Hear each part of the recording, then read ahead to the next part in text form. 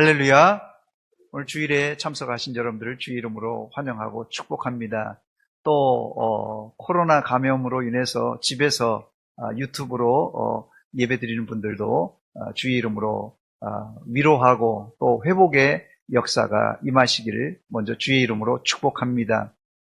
히브리서 기자는 야곱이 죽기 전에 요셉의 두 아들 므낫세와 에브라임을 축복한 것을 야곱의 대표적인 믿음이라고 소개합니다. 히브리서 11장 21절 말씀 보니까 믿음으로 야곱은 죽을 때에 요셉의 각 아들에게, 두 아들입니다, 축복하고 그 지팡이 머리에 의지하여 경배하였다 말합니다. 야곱이 믿음으로 행한 것이 한둘이 아닌데 왜 히브리서 기자는 죽기 전에 요셉의 아들에게 축복한 것을 야곱의 대표적인 믿음이라고 소개한 것입니까? 이 말씀의 유추에서 좀 과장된 표현일지 모르지만 죽기 전에 자녀에게 축복해 줄 수 있는 할아버지, 할머니, 아버지, 어머니가 최고의 믿음을 가진 조부모 혹은 부모가 된다는 사실입니다. 지난주에 제가 나이 드신 어른들에게 도전을 드렸는데 나이 드신 어른들에게 꿈은 매우 밀접하게 연관되어 있다고 말씀드렸습니다. 꿈은 어릴 적이나 청소년 때 꾸는 것이 아니라 성경에 의하면 꿈은 노년에 꾸는 것입니다. 여러분들이 안 믿는 분위기라서 제가 증거를 대겠습니다.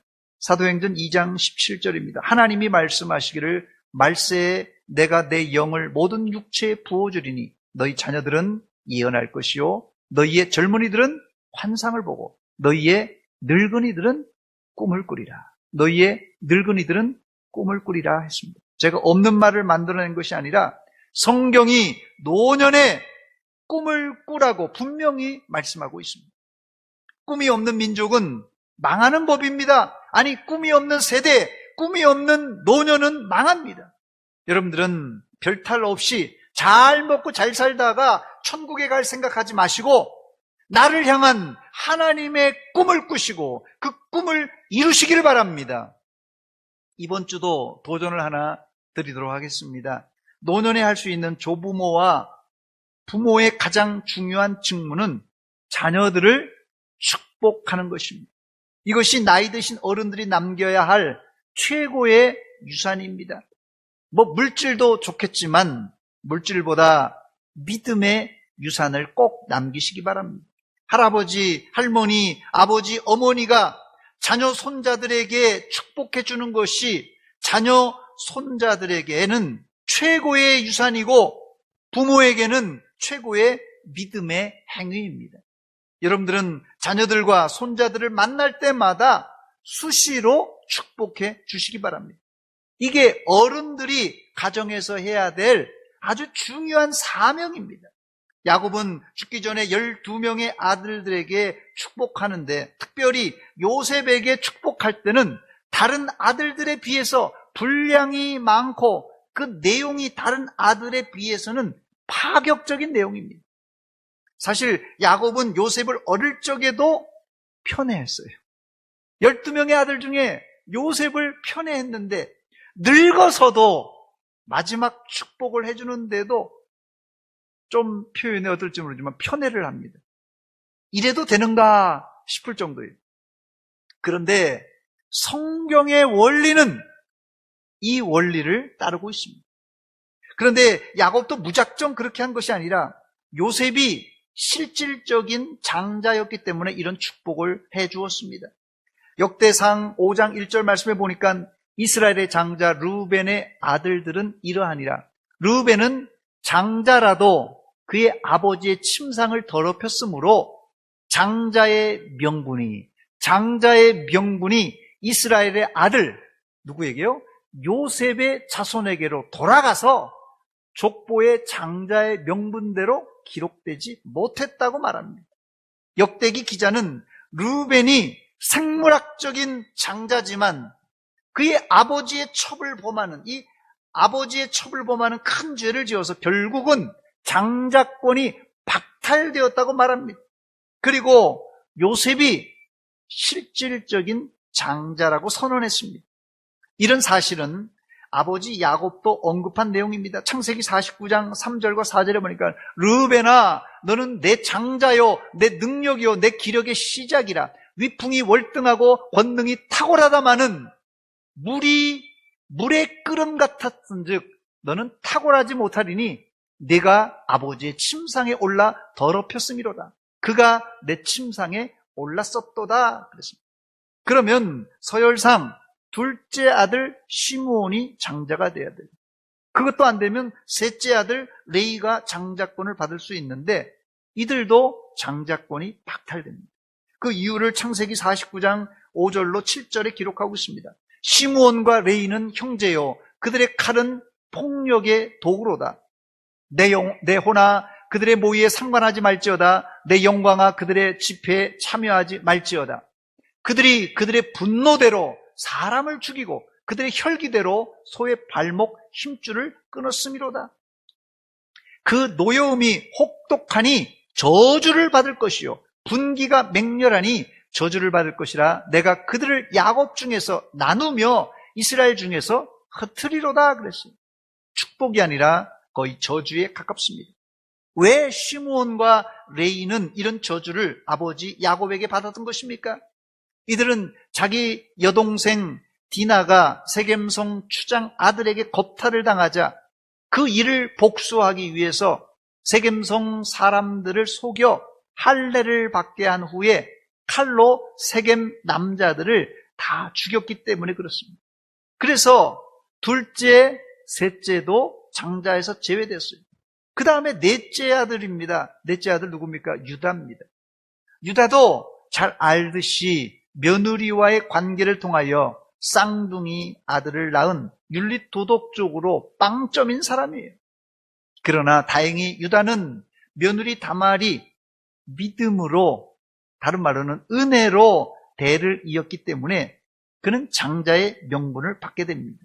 결국 이 장자의 명분은 유다도 사실 자기의 공로가 아니라 은혜로 이 유다도 장자의 명분을 받아 사실 유다를 통하여 누가요? 다윗과 예수님의 계보가 이어집니다. 그럼에도 불구하고 역대기 저자는 실질적인 장자권은 가정을 살리는데 1등 공신을 했던 요셉에게 있다고 선언합니다. 결국 요셉은 실질적 장자의 복인 이 갑절의 복을 받았습니다. 첫 번째, 요셉은 애굽의 노예로 팔려오면서 여러 차례 죽을 고비를 겪었지만 애굽의 총리 대신이 된 이후에 결혼하고 두 아들을 낳았습니다. 창세기 41장 45절에 보면 바로 왕은 요셉을 총리 대신으로 삼은 후에 그의 이름을 애굽식으로 바꿔주고 결혼까지 시켜주었어요. 여기 45절에 보니까 그가 바로 왕을 말합니다. 그가 요셉의 이름을 사브낫 바네아로 하고 또 온의 제사장 보디베라의 딸 아스낫을 그에게 주어 아내로 삼게 하니라. 바로는 요셉의 이름을 사브낫 바네아라 이렇게 지어주었어요. 그런데 그 이름의 뜻은 여러 의미로 해석이 되는데 권위 있는 해석으로는 초대교회 성경을 라틴어로 번역한 이 제롬이 이 벌게이트 라틴어력을 번역하면서 사브낫 바네아를 세상의 구원자 이렇게 번역하고 해석을 했습니다. 다른 주석에서는 이 사브낫 바네아를 세상 사람들을 먹이는 사람, 이 7년 흉년 때 먹였기 때문에 세상 사람들을 먹이는 사람 이렇게 해석을 해놓고 또 다른 주석은 하나님이 말씀하시고 그는 살아있다 이런 뜻으로 풀이했습니다. 또 유대 역사가 요세푸스는 사브낫 바네아를 비밀을 드러내는 자 이렇게 해석했습니다. 여기 해석이 분분한 이유는 벌써 4,000년 전에 있었던 이름이기 때문에 그 이름을 해석하기가 또 이 이집트 그래서 이 곱틱 언어로 기록되어 있기 때문에 이것이 쉽지 않았던 모양입니다. 해석이 분분하지만 저는 바로 왕이 지어준 사브낫 바네아란 이름의 핵심은 애굽을 살렸고 세상을 살렸다. 그런 의미를 가지고 있다 생각이 됩니다. 바로 왕은 요셉의 이름만 지어준 것이 아니라 거의 강제적으로 결혼도 시켜줍니다. 이때 요셉의 나이가 30살이었기 때문에 결혼 정년기를 훌쩍 넘긴 노총각이었어요. 지금은 30살도 노총각이라고 안 부릅니다만은 이 당시만 해도 조언을 했기 때문에 노총각이에요. 그러므로 이 요셉에게는 선택의 여지가 없었을 것입니다. 그리고 결혼 후에 두 아들을 낳습니다. 본문 50절입니다. 흉년이 들기 전에 요셉에게 두 아들이 나되 곧 온의 제사장 보디베라의 딸 아스낫이 그에게서 낳은지라 그랬어요.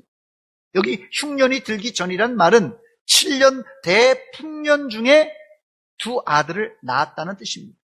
여기서 한 가지 의문이 드는데 아브라함의 자손들은 결혼을 신중하게 해야 되는데 요셉이 이방 나라 여인을, 그것도 태양신을 숭배하는 제사장의 딸과 결혼한 것은 여러 가지로 덕스럽지 못한 면이 있습니다. 그러나 요셉이 어떤 사람입니까? 요셉은 하나님의 영에 감동된 성령 충만한 사람입니다. 비록 바로왕이 중매해서 요셉은 애굽 여인과 결혼했지만 철저하게 두 아들을 유대인으로 키웠습니다. 그 증거로 야곱은 요셉의 낳은 두 아들을 므낫세와 에브라임을 손자잖아요. 야곱의 손자임에도 불구하고 자기의 아들로 삼습니다. 이 말은 요셉이 태양신을 섬기는 제사장의 딸과 결혼했지만 두 아들을 애굽 사람으로 키우지 않고 유대인으로 키웠다는 뜻입니다. 성경엔 나오지 않지만 요셉은 당연히 증조 할아버지였던 아브라함 때부터 내려오던 가족의 내력, 뭡니까? 할례를 두 아들들에게 시행했을 것이에요. 자기도 물론 할례를 받았지만 두 아들들에게 이게 너희는 애굽 사람이 아니라는 증표로 할례를 행했을 것입니다. 그러기에 야곱이 요셉의 두 아들을 손주 아닙니까? 그런데 바로 자기 아들로 입양을 할 수 있었던 것입니다. 첫 번째, 첫째 아들 이름은 므낫세입니다. 본문 51절에 나오는데요. 요셉이 그의 장남의 이름을 므낫세라 하였으니 하나님이 내게 내 모든 고통과 내 아버지의 온 집 일을 잊어버리게 하셨다 하며 그랬습니다. 이 므낫세라는 이름 안에 요셉의 과거 고난과 현재 신앙이 다 들어 있습니다. 므낫세라는 이름의 뜻은 하나님이 내게 내 모든 고난과 내 아버지의 온 집 일을 잊어버리게 하셨다, 이런 뜻입니다. 요셉이 비록 애굽에 내려와 살지만 그는 늘 하나님과 동행했던 형통한 자였습니다. 그러나 하나님이 함께 하신다고 고난을 피해갈 수는 없었습니다. 어떤 분은 예수 잘 믿으면 고난이 피해간다 이렇게 생각하는데 성경 어디에도 예수 잘 믿는 사람은 고난을 피해간다는 말은 없습니다. 오히려 예수 잘 믿으려면 고난을 받고 심지어 자기 십자가 지고 주님을 따르라고 주님께서 말씀하셨어요. 어쩌면 예수 믿는 자에게 고난은 필수입니다. 그러므로 목사, 장로, 권사, 집사, 성도 누가 되었든지 고난을 당하게 되어 있습니다. 그런데 제가 늘 드리는 말씀입니다만은 문제가 아니라 문제는 이 문제를 어떻게 푸느냐가 문제입니다. 고난도 마찬가지입니다. 고난이 문제가 아니라 고난을 어떻게 푸느냐가 문제인데 그 풀어야 될 것은 우리가 해야 될 일입니다. 요셉이 결혼하고 큰아들 므낫세를 낳았을 때 얼마나 감개무량했겠습니까? 그는 아들을 낳고 그 이름대로 과거의 고난을 잊었습니다. 그런데 여러분, 누가 여러분들을 죽이려고 했고 또 억울하게 누명을 씌워서 나를 감옥에 들어가게 했다, 이거 잊을 수 있겠어요? 나를 죽이려고 했던 사람 여러분 잊을 수 있겠어요? 나를 누명을 씌워서 감옥에 들여보낸 사람 잊을 수 있겠습니까? 아마 자다가도 벌떡 일어나서 벌벌벌 떨릴 거예요. 그런데 여러분,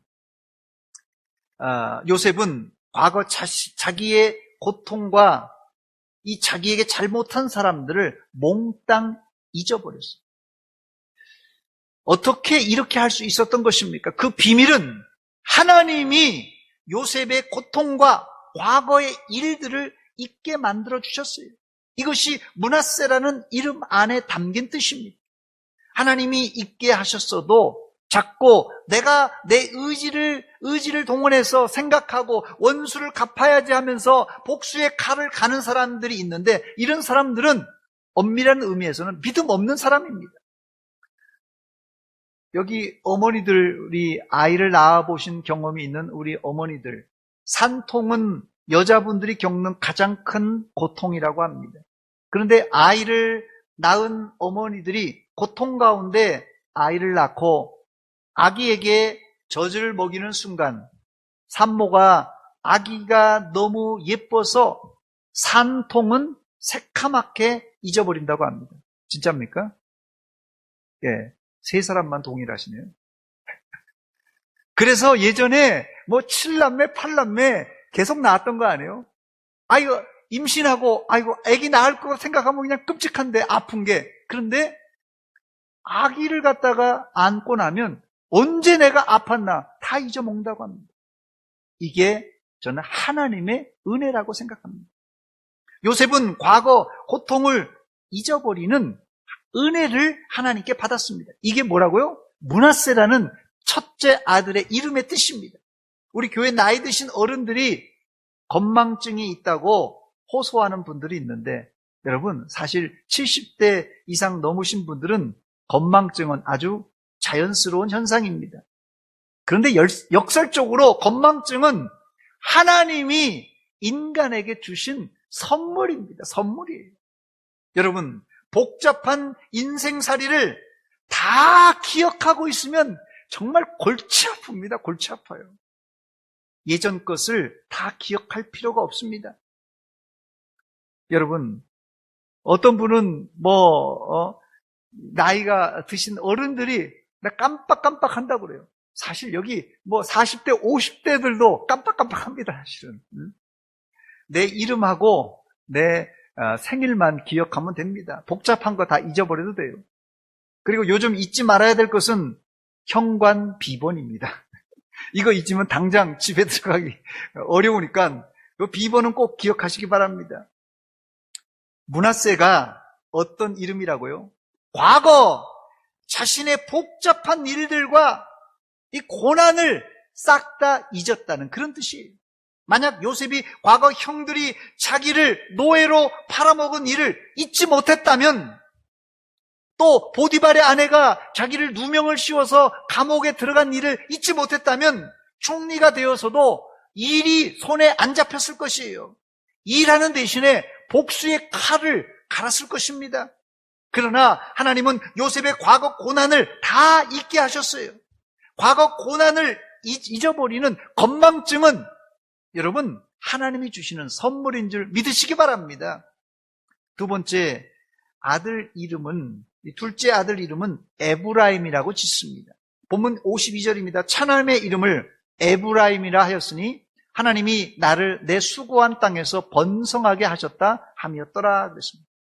에브라임의 뜻은 하나님이 나를 내가 수고한 땅에서 번성하게 하셨다라는 뜻입니다.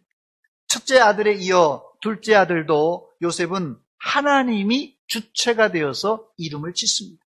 요셉의 번성은 애굽에 와서 결혼하여 두 아들 므낫세와 에브라임을 낳은 것인데, 특히 이 에브라임은 이스라엘의 12지파 중에 유다를 제외하면 가장 번성하고 강대한 지파가 됩니다.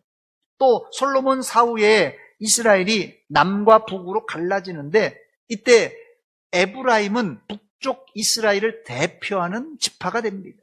이것이 에브라임의 이름, 번성이란 뜻입니다. 두 번째, 결국 요셉 지파는 번성하여 다른 형제들보다 두 몫을 받습니다. 앞서 말씀드렸듯이 요셉은 12형제 가운데 11번째 출생했지만 실질적인 장자 역할을 했습니다. 그래서 이 장자에게 돌아가는 두 몫을 받았습니다.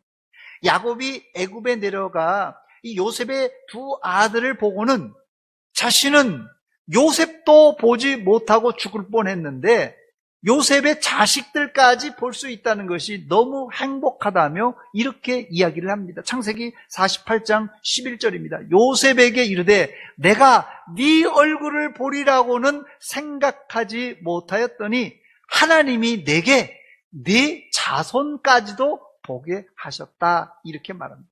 그러면서 요셉에게 갑절의 분량을 상속해 줍니다. 창세기 48장 5절입니다. 내가 애굽으로 와서 내게 이르기 전에 애굽에서 내가 낳은 두 아들 에브라임과 므낫세는 내 것이라. 이 아버지가 지금 아들이 낳은 두 아들을 내 것이라고 합니다. 르우벤과 시므온처럼 될 것이라 그렇게 말합니다.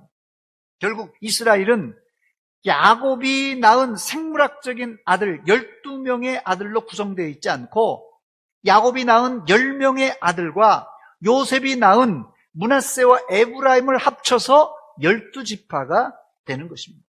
그러면 숫자가 더 많아요. 12명을 낳았는데 요셉 대신 그 아들 둘을 두 사람을 여기다가 포함시켰으니까 몇 명입니까? 13명이 되는 거예요. 한 명이 누굽니까? 이게 레이입니다. 레이. 그래서 이 레이 지파는 특별히 하나님이 자기를 섬기기 위해서 따로 떼어 놓음으로 12지파에서 제외시킵니다. 신명기 10장 8절과 9절입니다. 그때 여호와께서 레이 지파를 구별하여 여호와의 언약궤를 매게 하여 여호와 앞에 서서 그를 섬기며 또 여호와의 이름으로 축복하게 하셨으니 그 일은 오늘까지 이르니라. 그러므로 레이는 그의 형제 중 분깃이 없으며 기업도 없고 내 하나님 여호와께서 그에게 말씀하신 것 같이 여호와가 그의 기업이 된다고 말한 것입니다. 결국 야곱의 10명의 아들 플러스 요셉의 두 아들 므낫세와 에브라임이 12지파를 이루고 레이는 성막에서 하나님을 섬기는 제사장 지파가 됩니다. 이로써 므낫세와 에브라임은 가나안 땅에 들어가서도 당당하게 한 지파씩 이 두 지파 분깃을 차지하게 되는데 사실상 땅의 크기는 다른 지파의 2배가 아니라 3배, 4배로 확장된 큰 땅을 이 에브라임과 므낫세가 받습니다. 이것이 요셉의 번성입니다. 제가 지도를 하나 준비했습니다. 한번 보여주시기 바랍니다. 예, 지도를 한번 보시면 저기 므낫세라고 크게 되어 있습니다. 므낫세 요단강을 가로해서 므낫세가 있고 또 므낫세가 또 있어요. 또 밑에는 또 에브라임이 있습니다. 자, 그러니까 에브라임, 므낫세 반, 또 므낫세 반 합치면요 다른 지파에 비해서는 이 요셉 지파가 받았던 이 땅이요 다른 지파의 3배, 4배 이상이 된다는 것입니다. 됐습니다. 자, 그런데 요셉의 복은 여기서 그치지 않습니다. 요셉은 아버지 야곱으로부터 특별히 세겜 땅을 따로 받습니다.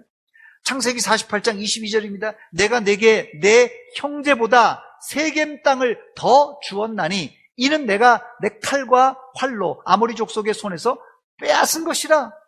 야곱이 특별히 빼앗은 땅을 특별히 이 요셉에게 주었다고 말합니다. 더 나아가 요셉과 그 아들들은 자손의 번성하는 번식의 축복을 받습니다. 창세기 48장 15절과 16절 말씀입니다. 그가 요셉을 위하여 이 야곱이 축복을 해줍니다. 축복하여 이르되 내 조부 아브라함과 아버지 이삭이 섬기던 하나님, 나의 출생으로부터 지금까지 나를 기르신 하나님, 나를 모든 환난에서 건지신 여호와의 사자께서 이 아들들에게 복을 주시며 이들로 내 이름과 내 조상 아브라함과 이삭의 이름으로 칭하게 하시오며 이들이 세상에서 어떻게 해요? 번식되게 하시기를 원하노라. 다른 지파에는 이런 축복을 안 줬는데 이 번식하기를 위해서 특별히 축복하고 있습니다. 사실 이런 복도 복이지만 요셉은 어린 시절 아버지 야곱에게는 특별히 사랑을 받은 아들이었습니다. 여러분, 요셉이 누굽니까? 다른 아들들은 꿈도 못 꾸었지만 요셉은 어린 시절에 채색 옷을 입고 아버지의 사랑을 독차지했던 아들입니다. 요셉이 꼭 애굽의 총리 대신이 되어서 아버지 야곱에게 효도하고 형들을 용서한 것이 아닙니다. 여러분, 아무리 고위 공직자라고 할지라도 불효자가 있어요. 아무리 고위 관직에 올라도 불효자가 있습니다. 아무리 넉넉해도 형제들에게 인색한 사람이 있어요. 그러나 요셉은 물질이 풍부하고 권력이 있어서가 아니라 어려서부터 아버지의 사랑을 끔찍하게 받고 자란 아들이라서 그 사랑을 아버지에게 또 형제들에게 되돌려줍니다. 여러분, 고기도 먹어본 사람이 어떤다고요? 고기도 먹어본 사람이 잘 먹는다는 말이 있듯이 사랑도 받아본 사람이 잘하는 법입니다. 혹시 여러분 주변에 혹시 쌀쌀 맞고 또 사람들한테 미운 털이 박힌 사람들이 있죠. 그런 사람들이 공동체 중에 꼭 한 사람들이 있습니다. 여러분들을 미워하거나 또 미운 털이 박힌 사람이 있다면 여러분들이 너그럽게 이해해 주시기 바랍니다. 아, 저분은 어려서부터 부모 사랑을 못 받고 자랐나 보다. 또 결혼해서는 남편 사랑, 아내 사랑을 못 받아서 그런가 보다 하고 여러분들이 널리 이해하고 넘어가 주시기 바랍니다. 그러나 설령 이런 분이 있을지라도 포기하지 마시기 바랍니다. 하나님의 사랑을 제대로 받기만 하면 어떤 쓴뿌리와 과거 상처도 치료될 수 있기 때문에 그렇습니다. 만약 요셉이 마음을 나쁘게 먹었다면 형제들을 가만히 두었겠습니까? 그러나 그는 11번째 아들이지만 형들을 다 품어줄 수 있는 넉넉한 사랑의 사람, 용서의 사람이 되었습니다. 우리나라는 이 나이를 굉장히 중요시하는 사회입니다. 요셉의 경우를 볼 때 여러분, 요셉은 11번째 낳았어요. 요셉의 가정에서 보면, 이 야곱의 가정에서 보면 누가 먼저 태어났냐 보다는 누가 부모에게 실질적으로 효도하고 누가 실질적으로 형제를 사랑해 줄 수 있느냐가 가정의 실질적인 장자 역할을 하는 것입니다. 다시 말씀드립니다. 우리나라는 이 나이를 굉장히 중요하시는데 사실은 성경은 누가 먼저 태어났냐 보다도 누가 실질적인 장자의 역할을 하느냐, 그걸 더 중요시 여긴다는 거예요. 교회와 사회 공동체도 마찬가지입니다. 교회와 공동체의 실질적인 지도자가 누굽니까? 연장자가 다 된다면 나이 많은 사람이 다 대통령 되고 연장자가 된다면 다 나이 많은 사람이 어느 단체든지 최고가 돼야 되겠죠. 절대 그렇지 않습니다. 교회와 공동체의 실질적인 지도자는 누구냐? 바로 그 사람이 장자의 역할을, 지도자의 역할을 하는 사람이에요. 세 번째, 야곱은 마지막 유언으로 남긴 축복에서 요셉을 영육간에 축복합니다. 창세기 49장 22절로 26절에 나오는 축복의 내용이 상당히 깁니다. 요셉은 무성한 가지, 곧 샘 곁에 무성한 가지라. 그가 담을 넘었도다. 요셉은 무성한 가지라고 그랬습니다. 그리고 23절, 24절, 25절, 26절 이 5절이나 이렇게 요셉에 대해서 축복을 해갑니다. 다른 아들들은 한 절, 2절로 끝나는데 이 요셉에게 축복한 분량은 5절이나 되고 그 내용은 엄청난 내용입니다. 다른 형제들이 시샘할 정도로 엄청난 축복을 아버지 야곱이 요셉에게 내려주었어요.